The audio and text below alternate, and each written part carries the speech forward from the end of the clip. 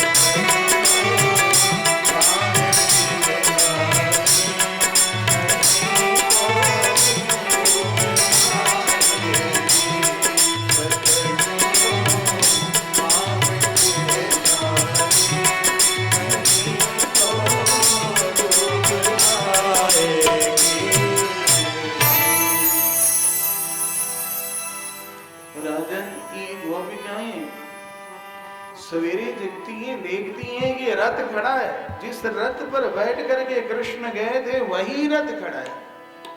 उद्धव जी उधर से उद्धव जी स्नान करके और उद्धव को देखी, कहा कृष्ण आ गए। नहीं नहीं, कभी किसी रथ पर अक्रूर ने क्रूरता दिखाई थी, कृष्ण को लेकर गया था, कहीं वही तो नहीं आ गया। अरे वो अक्रूर आप क्या करने आया है, जो करना था सो तो कर ही लिया। रो रही है, बिलख रही। उद्धव जी आए, घेर लिया, कहने लगे हम लोगों ने आपको पहचान लिया, आप भगवान के पार्षद हैं, प्रणाम है। फिर उद्धव जी ने बहुत उपदेश किया। उपदेश का वो कहे, वो निरंजन निष्कलंक कृष्ण, वही कृष्ण जो हमारे साथ रास लीला किया है, मेरे साथ खेला है, खाया, मैं उस कृष्ण की उपासिका हूं।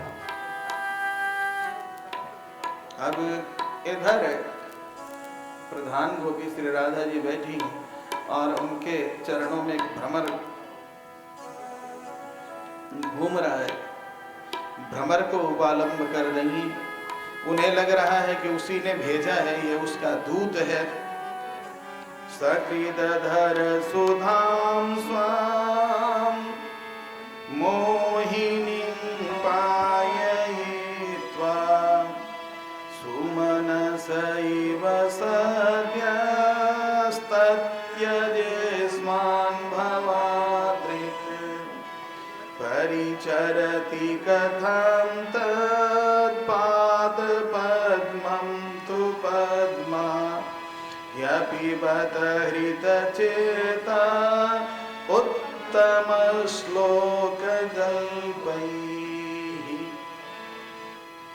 इसके बाद भगवान ने कहां कहां लीलाएं की हैं उसका दर्शन किया है, रहे हैं उद्धव जी। सभी लीलाओं का दर्शन किया, गोपिकाओं का दर्शन किया, भगवान से प्रार्थना की है। अहम आशम अहो चरण रेणुजुषाम हंस्याम, ऐसी प्रार्थना किया है, सबसे पूछे हैं, उन लोगों ने दर्शन कराया है।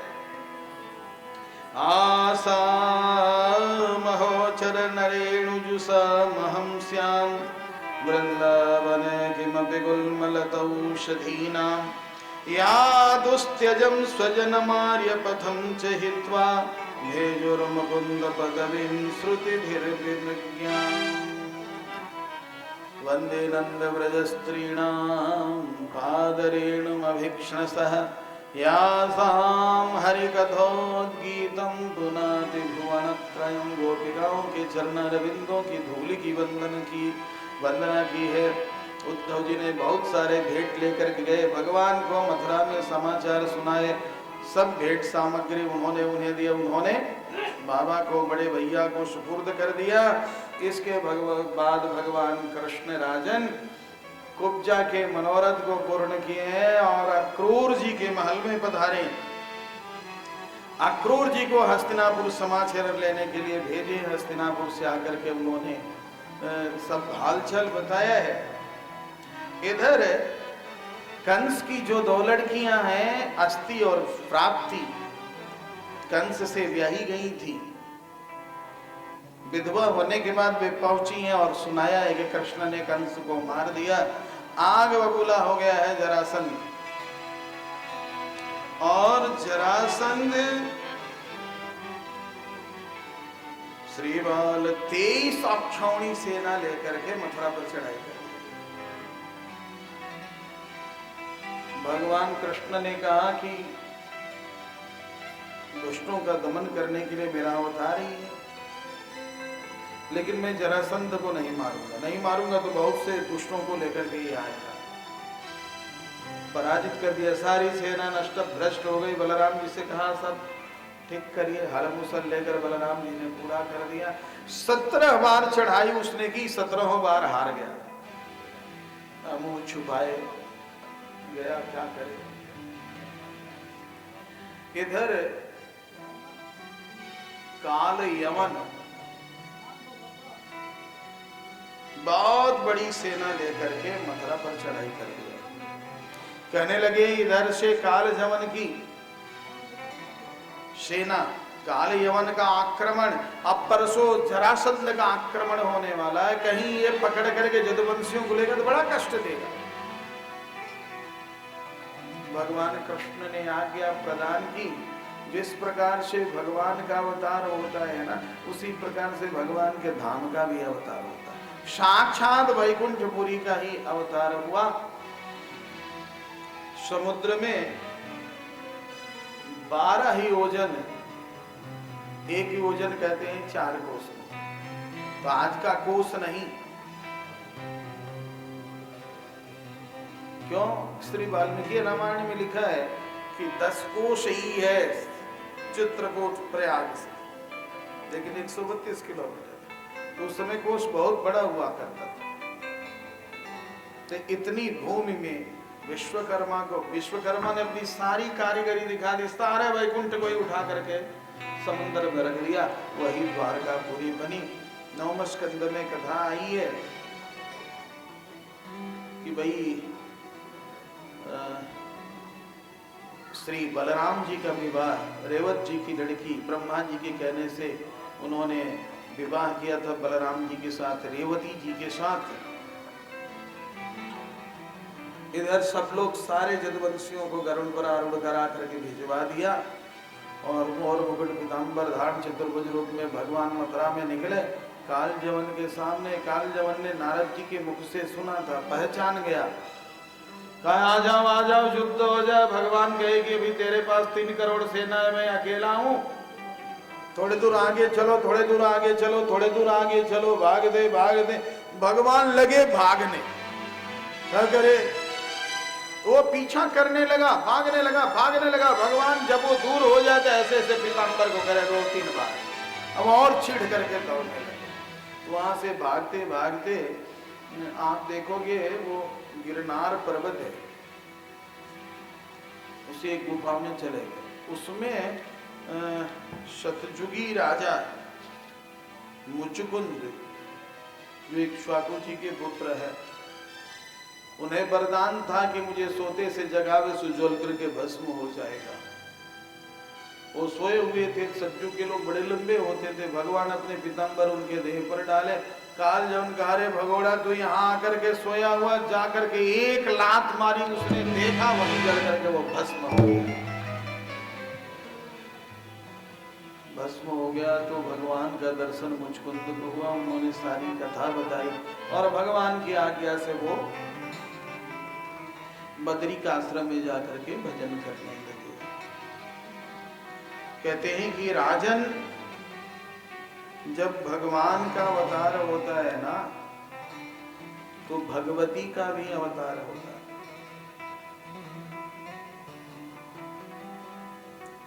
अब भगवान स्वयं द्वारका में चले गए, बलराम जी द्वारका में चले गए, बाबा मैया सभी लोग द्वारका में बस गए। रेवत जी की लड़की रेवती जी के साथ बड़े भैया का विवाह हो गया है। कहते हैं कि राजन, जब भगवान का अवतार होता है तो भगवती का जरूर होगा। जब भगवान अवतार लेंगे तो लक्ष्मी जी अवतार लेंगे। जब भगवान नारायण राम बनते हैं तो लक्ष्मी जी सीता बनती हैं। जब भगवान नारायण कृष्ण बनते हैं तो लक्ष्मी जी रुक्मिणी जी बनती हैं। राघवत्वे भवत् सीता रुक्मिणी कृष्ण जन्मनि, अन्येषु चावतारेषु विष्णुरेषान पायनि। देवत्वे देवदेहेयं मनुष्यत्वे च मानुषी, विष्णुर्देहानुरूपां वै करोति सात्मनस्तम्। विदर्भ देश के राजा थे भीष्मक। भीष्मक जी के 5 पुत्र थे और 1 पुत्री थी। रुक्मी, रुक्मारथ, रुक्मबाहु, रुक्मखेस और रुक्माली, ये 5 पुत्र थे और 1 कन्या थी जिनका नाम था रुक्मिणी। वो साक्षात परम्बा महालक्ष्मी ही थी, अयोनिजा थी साहब। कहते हैं कि कुमारी रुक्मिणी के महल में आने वाले अतिथि भगवान कृष्ण के ही सौंदर्य का वर्णन किया करते थे, प्रशंसा किया करते थे। रुक्मणी जी ने भगवान का मनोगत दर्शन किया और उन्होंने वर्ण कर लिया कि मेरे पति जब होंगे तो कृष्ण ही होंगे। इन बातों को उनके पिताजी भी जान गए थे और वो भी चाह रहे थे कि रुक्मणी जी का विवाह कृष्ण के साथ हो जाए, किंतु जो बड़ा भाई था रुक्मी, जो भगवान कृष्ण से बड़ा द्वेष करता था, वह नहीं चाहता था। जब रुक्मणी जी को पता चला कि भाई भगवान कृष्ण का विरोधी है तो उन्हें बड़ा ही दुख हुआ। उन्होंने बहुत सोच विचार करके एक ब्राह्मण को भेजा जिसका नाम था सुदेव। ब्राह्मण वहां पर पहुंचे हैं और जाकर के निवेदन किया है। भगवान ने ब्राह्मण का बड़ा ही आदर किया है। साहब वो उठ करके सिंहासन से खड़े हो गए हैं, बैठाए हैं। कहते हैं कि प्रभु ब्राह्मण देवता, आपकी सेवा पूजा में कहीं कोई विघ्न बाधा तो नहीं है? मैं आपकी क्या सेवा करूं? बाल गोपाल भगवान की जय। भगवान कहते हैं कि जिस ब्राह्मण में संतोष है, हमेशा जो संतुष्ट रहता है, जो सबकी हित चाहता, सभी का हित चाहता, सभी का हितैषी है, मधुर स्वभाव वाला है, निरहंकारी है, ऐसे ब्राह्मण को देख करके भगवान कहते कि मैं स्वयं मस्तक झुकाता हूं। देखो आज तो दुनिया मॉडर्न हो रही है, लेकिन संपूर्ण शास्त्रों में ब्राह्मण की महिमा गाई गई है। यह देखना नहीं है तुम्हें कि ये ब्राह्मण कैसा है। ब्राह्मण है, अपना काम है उसकी पूजा करना। जो जैसा करेगा उसका परिणाम उसको मिलेगा। हमारा काम है ब्राह्मण का पूजन करना। पूजा ब्राह्मण की होती है, संतुष्टि भगवान की होती है। विप्रान स्वलाभ संतुष्टान साधवन भूत सुहृतमान निरहंकारिण शांता नमस्ये शिरसा सकृत। श्रीमद् भागवत 10वें स्कंद का 52 अध्याय का 33 श्लोक देखना, ये बातें लिखी हुई है। किसी का भी पितर ब्राह्मण के मुख से ही संतुष्ट होता है। जब तक ब्राह्मण को जिमाया न जाए कभी भी उसके पितर संतुष्ट हो नहीं सकते, पितरों का उद्धार हो नहीं सकता। पग पर ब्राह्मण की जरूरत है, इसलिए कभी ब्राह्मण को वांछे न बोले।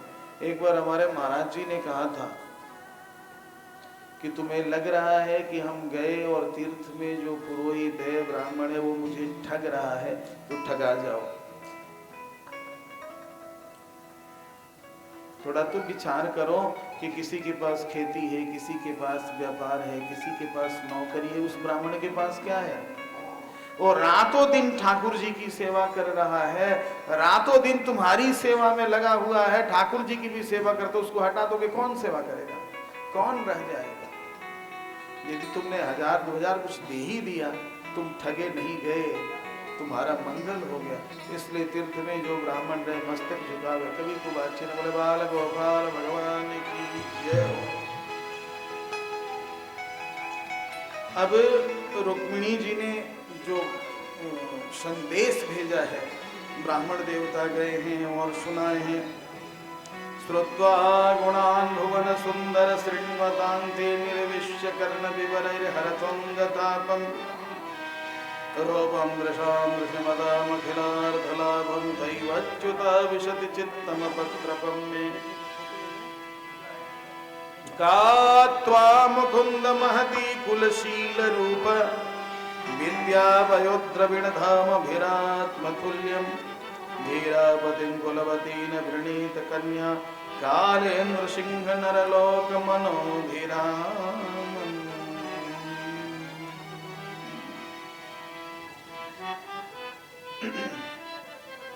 भगवान ने सुन लिया, कहा जितना वो हमसे प्रेम करती हैं वैसे मैं भी उनसे प्रेम करता हूँ, मैं आऊँगा, परसों मैं आऊँगा, जाकर के ये सूचना दे देना। और ये आकर के रुक्मणी जी को सूचना दी। उधर भगवान ने दारुक को कहा है, दारुक तुरंत भगवान के दिव्य रथ में शैव्य सुग्रीव मेघ पुष्प बलाहक नामक 4 घोड़ों को जोत करके खड़ा हो गया। भगवान कृष्ण आए, उन्होंने शंख बजाया, कहने लगा शिशुपाल की महाराजा धीराज जरासंध, ये तो शंख की ध्वनि कृष्ण की, उसने कहा मैंने तुम दोनों को जला दिया है। तब तक पता चला कि इधर भगवान कृष्ण आए, रुक्मणी जी को उठाकर रथ में बैठा लेकर के चल दिए। मारो मारो मारो मारो गए। सब रुक्मणी जी को देख करके मूर्छित हो गए, कितनी सुंदर। सब वो भाई पीछा किया, भगवान के साथ युद्ध होने लगा। श्री रुक्मणी जी ने कहा जैसा भी ये मेरा भाई है, मैं उसकी बहन हूँ, प्रभु मेरे सामने, मुझे देखा नहीं जा रहा। भगवान ने छोड़ दिया उसे। उधर से बलराम जी पूरी सेना लेकर आ रहे थे, दोनों भाइयों की भेंट हुई। ये लोग गए रुक्मणी जी को लेकर के, द्वारकापुरी को खूब सजाया गया। साहब सूचना गई चारों तरफ, और भीष्मक पक्ष के राजा लोग भी वहां पर पधारे, भगवान के पक्ष के लोग पधारे। रत्न वेदी बनी, विवाह मंडप बना, तेलमान हुआ, निकासी हुई, सारे कार्यक्रम भये। तदा महोत्सवोन्द्रीणां यदुपुरीयां गृहे गृहे, पूरे द्वारका में सभी लोग अपने अपने घर में महोत्सव मनाने लगे। अभूदन्य भावानां कृष्णे यदुपतौ, क्योंकि सभी लोग भगवान के अनन्य भक्त थे। द्वारकायां अभुद्राजन् महामोदः पुरौकसाम्, रुक्मिण्यारमयोपेतं दृष्ट्वा कृष्णं श्रियः पतिं।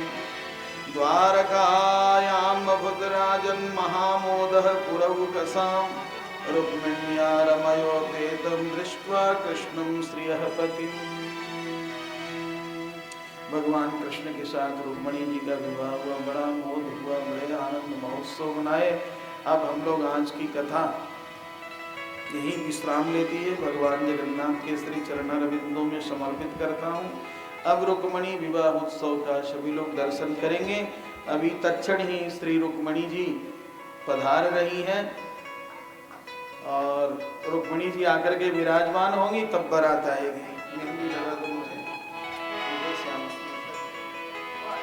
आओ मेरी सखियों मुझे मेहंदी लगा दो, आओ मेरी सखियों मुझे मेहंदी लगा दो, मुझे श्याम सुंदर की दुल्हन बना दो, मुझे श्याम सुंदर की दुल्हन बना दो।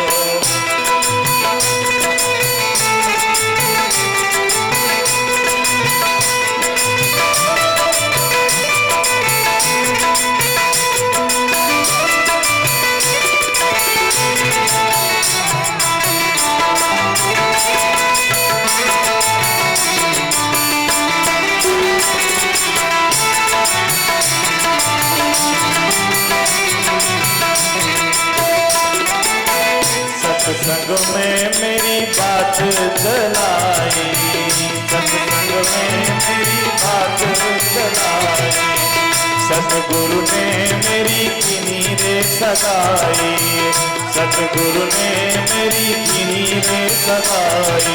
उनको बुला के हथ मेवा तो करा दो, उनको बुला के हथ मेवा तो करा दो, मुझे श्याम सुंदर की दुल्हन बना दो, मुझे श्याम सुंदर की दुल्हन बना दो।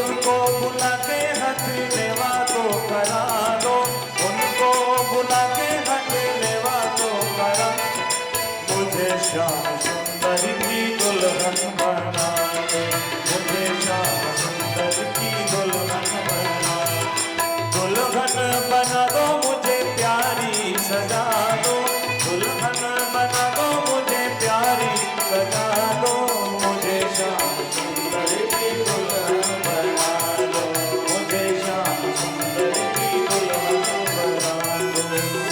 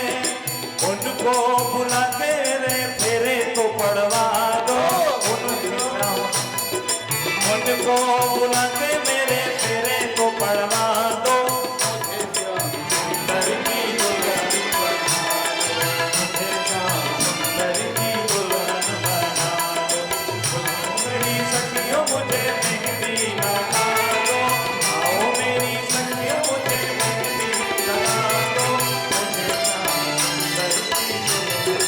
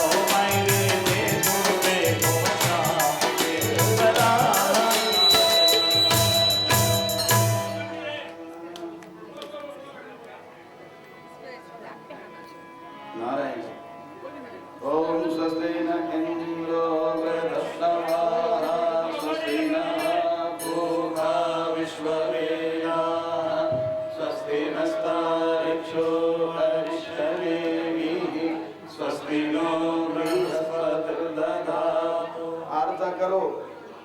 ओम गणानां त्वा गणपतिगुं हवामहे प्रियाणां त्वा प्रियपतिगुं हवामहे निधीनां त्वा निधिपतिगुं हवामहे वसो मम अहमजानि गर्भधमा त्वमजासि गर्भधमा अम्बे अम्बिके अम्बालिके नमानयति कश्चन सशस्तस्वतः सुभद्रिमां काम्भीरवासिनीं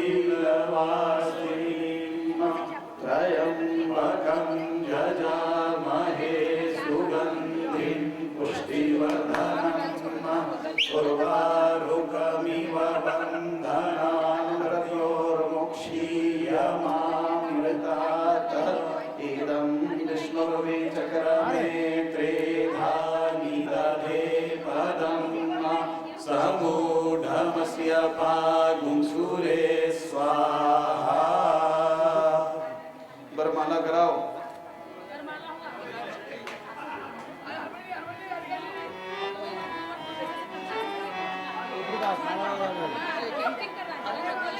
अरे तेल बाण हो के आरता वगैरह हो गया, बरमाला कराओ। अरे झुक जाओ नंद कुमार झुकनो पड़ते थे, झुक जाओ नंद कुमार झुकनो पड़ते थे, झुक जाओ नंद कुमार झुक जाओ नंद कुमार झुकनो पड़ते थे। बरमाला ले हाथ में जी, बरमाला ले हाथ में जी, बरमाला ले हाथ में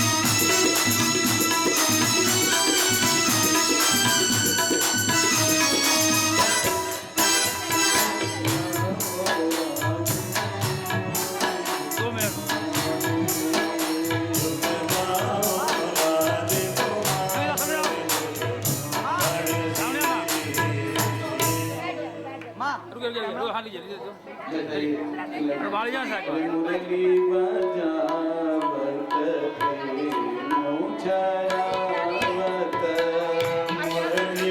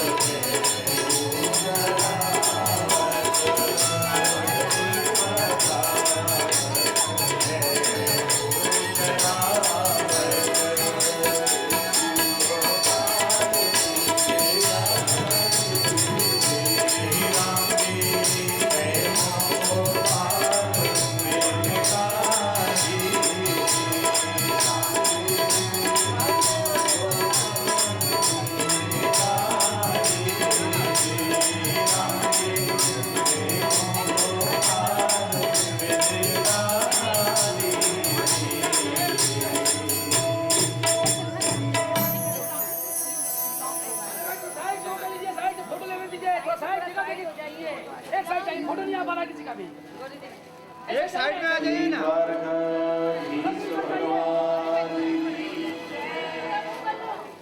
ओ गजरारे मोटे मोटे तेरे ने दरदर नार नार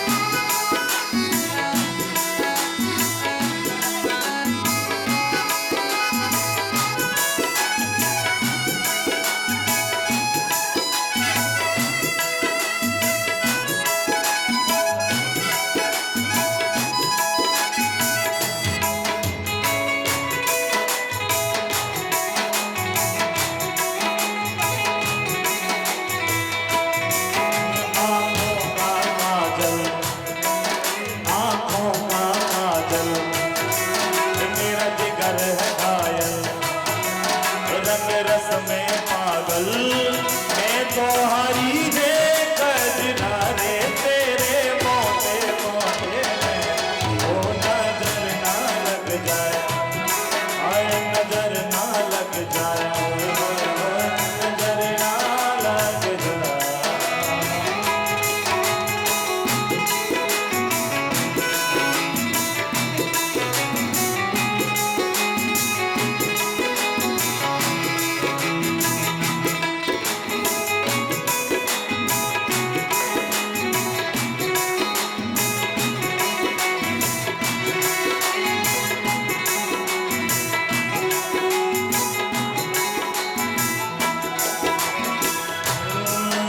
तेरी जीत है टेढ़ी, तेरी जीत है टेढ़ी, रंग रीत है टेढ़ी।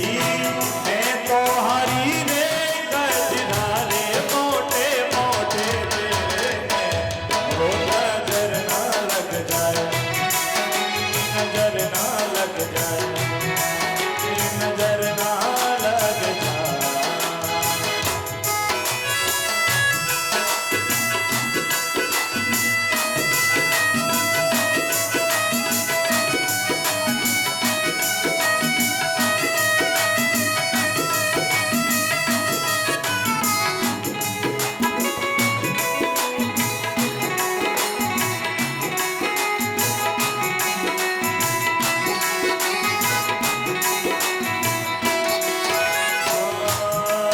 तेरी जीत है टेढ़ी, रंग रीत है टेढ़ी, रंग रीत है टेढ़ी। मैं तो मारी रे गजरारे तेरे मोटे मोटे में, ओ नजर ना लग जाए, नजर ना लग जाए, नजर ना लग जाए।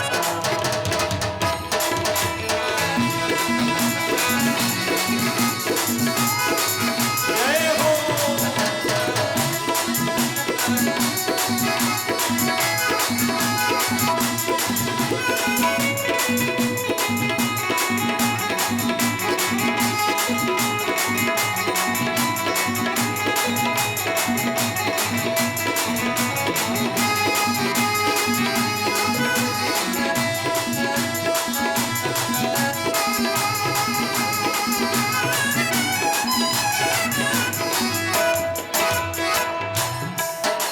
देखिए, कल सभी लोग नाचने के लिए बड़े आतुर थे और आज मैं नचाना चाहता हूं तो नाच नहीं रहा है। तो सभी लोग मिलकर के पूरा आनंद ले, क्योंकि सब काम सदगुरुदेव की छत्र छाया में होना चाहिए ना। नजर ना लग जाए, नजर ना लग जाए, बाके बीमारी गजरारे मोटे मोटे तेरे में, ओ नजर ना लग जाए, नजर ना लग जाए, नजर ना लग जाए।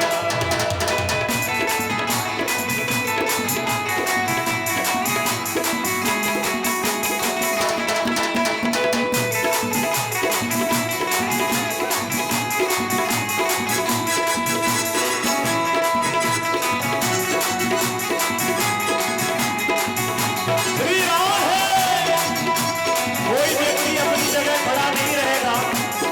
सभी लोग आनंद के साथ, आज रुक्मणी मंगल है।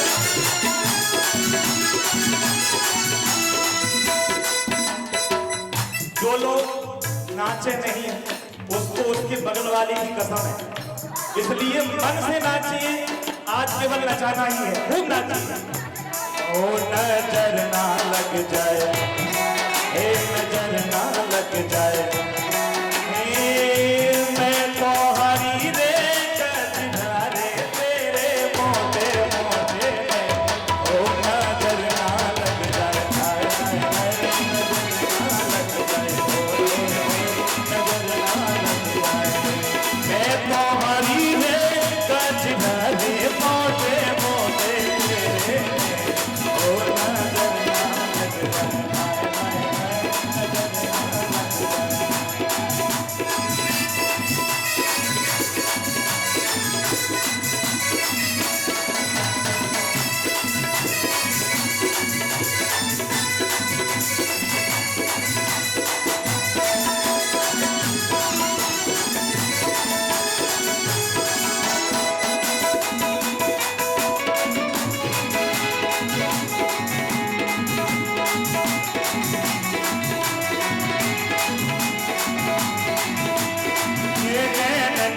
श्याम समय दो मुझे प्रेम परोग लगाओ, नैन में श्याम समय दो मुझे प्रेम परोग लगाओ। श्री राधे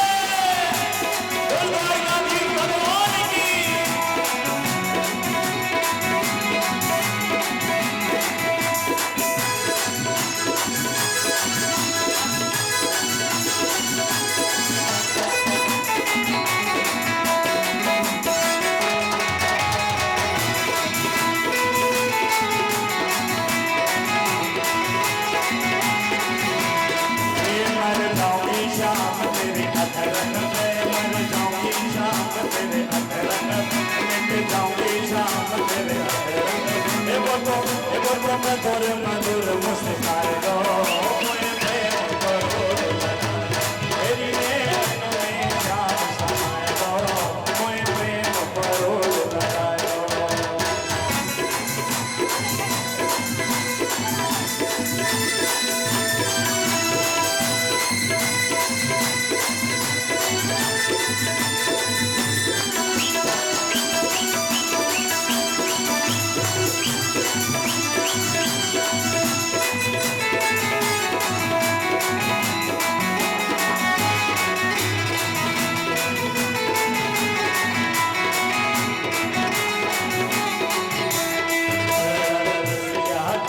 रसीली बन जाऊंगी रसिया की रसीली बन जाऊं रसीली बन जाऊंगी रसीली बन जाऊं रसीली बन जाऊंगी रसीली बन जाऊं कान्हा की दीवानी बन जाऊंगी कान्हा की दीवानी बन जाऊंगी